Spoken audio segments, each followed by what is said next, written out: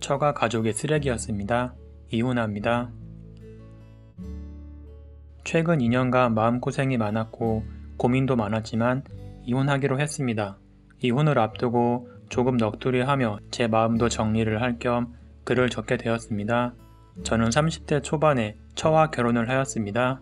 이후 딸 둘을 얻었고 첫째가 올해 초등학교 입학을 하였고 둘째가 내년에 입학을 앞두고 있습니다. 결혼 후에 여러 문제가 있었지만 어떻게든 서로 보듬으며 살아가고 있다고 생각했습니다.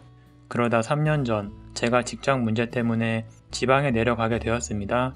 애들도 당시 다니던 유치원도 있고 아는 사람 아무도 없는 타지로 가는 것에 처가 부담을 느끼기도 해서 저 혼자 가게 되었습니다.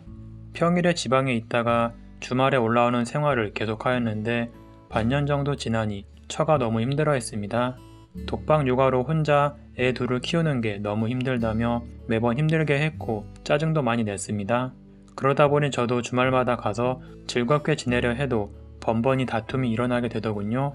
이후 이래서 안 되겠다 싶어서 지방으로 내려와 같이 살자고 이야기했고 처는 처음에는 거부하다가 이러다간 정말 자기도 안 되겠다 싶어 수긍하고 지방으로 내려갔습니다. 지방에 와서 처음으로 새로운 곳에 적응하느라 정신이 없었지만 그런대로 잘 살게 되었습니다. 그런데 갑자기 성형수술을 하고 싶다고 하는 겁니다. 양악은 아니고 턱이 약간 모양이 안 좋은데 정말 살짝만 깎는 거라고 하며 하겠다는 겁니다. 처는 누가 봐도 이쁜 얼굴이었고 많은 사람에게 부러움을 사는 외모를 지녔지만 본인이 자기 얼굴에 만족을 못했고 간혹 필러 같은 것을 할 때도 있었지만 수술은 처음 이야기하는 것이었습니다. 외지에 와서 사는 스트레스도 있을 테고 하니 알겠다고 했습니다. 이후 서울의 병원 상담, 수술 후 방문 등을 이유로 여러 차례 다녀왔습니다. 수술 후 붓기가 빠지려면 조깅이 가장 좋다면서 매일 밤 조깅도 시작했습니다. 그런데 이해가 안 되는 것이 조깅을 하러 간다는 사람이 복장이 전혀 운동복이 아니고 운동화를 신을 때도 있지만 그렇지 않을 때도 많았습니다. 매일 밤 10시, 11시에 나가서 새벽 1시, 2시에 들어오는 것의 반복이었습니다. 처음엔 그러려니 했지만 제대로 운동하면 30분만 해도 온 몸이 땀에 젖게 되는데 아무리 가벼운 조깅이라도 3시간씩 한다는 것도 이상하고 가끔 조깅하다 편의점에서 쉬면서 마셨다곤 하지만 술 냄새조차 풍기며 들어왔습니다. 핸드폰도 잠금으로 바뀌어 있고 항상 누군가와 카톡을 하지만 정작 제가 가까이 가면 급히 숨겼습니다. 모두 예상하셨다시피 처는 바람을 피고 있었습니다. 운동을 나간다고 해서는 그 남자와 밀회를 즐기고 있었습니다.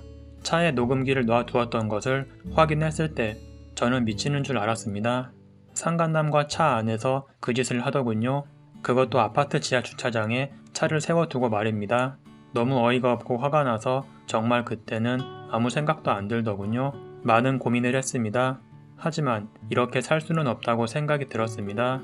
시끄럽게 하고 싶지도 않고 눈에 넣어도 아프지 않을 두 딸을 생각하면 엄마가 다른 남자에 미쳐있는 것이 좋을 리도 없으니 조용히 마무리 지으려 했습니다. 나중에 안 일이지만 그 남자에게 돈도 퍼주었더군요. 처에게 조용히 불러 이야기했습니다. 헤어지자고. 그러자 처는 오히려 뻔뻔하게 평생을 함께 하자더니 다 거짓말이었냐며 저에게 이야기하더군요. 순간 분노가 올라왔지만 애써 참으며 당신의 불륜 사실을 알고 있다 라고 이야기했습니다. 이에 오히려 당당하게 그냥 대화만 하는 사이다. 부끄러울 것은 없다 라고 하더라고요. 어떻게 사람이 이렇게 뻔뻔하고 수치심이라고는 없을 수 있을까요? 결국 녹음기를 통해 들은 사실을 이야기하자 오히려 불법 도청이라며 비난하더라고요. 이혼하자고 이야기했고 처가의 불륜 사실과 함께 이혼을 통보했습니다. 처가 어른들은 바로 내려와서 나에게 잘못했다 이야기하면서 딸의 잘못을 빌더라고요. 하지만 이미 이혼을 하려 했기 때문에 그러실 필요 없다고 이야기하고 그냥 오신 김에 데리고 가시라고 했습니다. 이렇게 왈가왈부하는 사이에 애들이 울며 저에게 매달리더라고요. 엄마랑 헤어지지 말라고. 정말 너무 귀엽고 사랑스러운 딸들인데 저렇게 울며 매달리니 가슴이 미어지더라고요. 결과적으로 요약하자면 이혼을 하지 않았습니다. 머리로는 해야 한다고 생각이 되면서도 애들이 울며 매달리니 차마 할 수가 없더라고요. 이후 어떻게든 잘 지내보기 위해 부부 상담도 가보고 여행도 가고 여러모로 노력을 했었습니다. 이후 2년이 지나 어느 정도 잊혀지나 싶었지만 계속 저는 불면증에 시달렸습니다.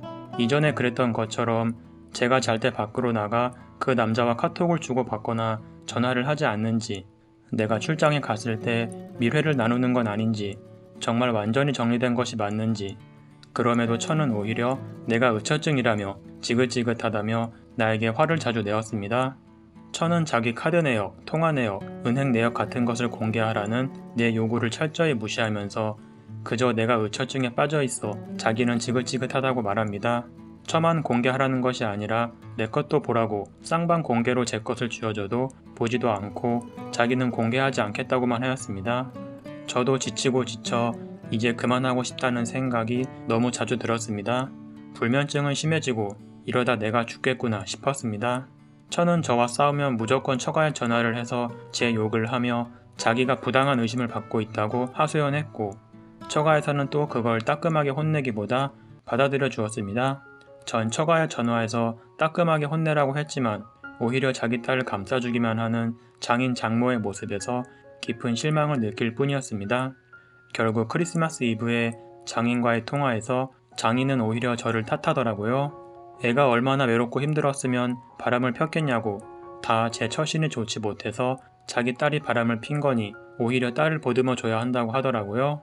너무 화가 났습니다. 장인과 장모는 둘 다 학교 선생님으로 평생을 사시다가 은퇴하시고 지금은 고향인 지방의 전통마을에 들어가 살고 계십니다. 학교 선생님이었던 분들이 저런 이야기를 하니 전 너무 화가 나서 물었습니다.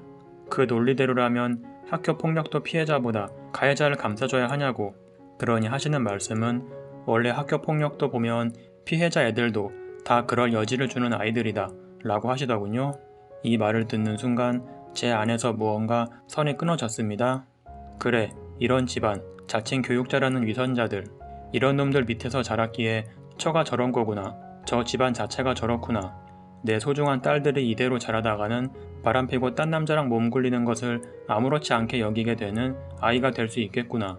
덕분에 지금은 마음이 가벼워졌습니다.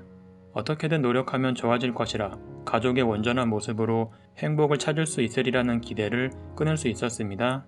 그저 저런 인간들이 그동안 학교 선생이라며 수많은 아이들을 가르치고 그 시대의 부조리를 만들어 왔구나 라는 생각이 들 뿐이었습니다.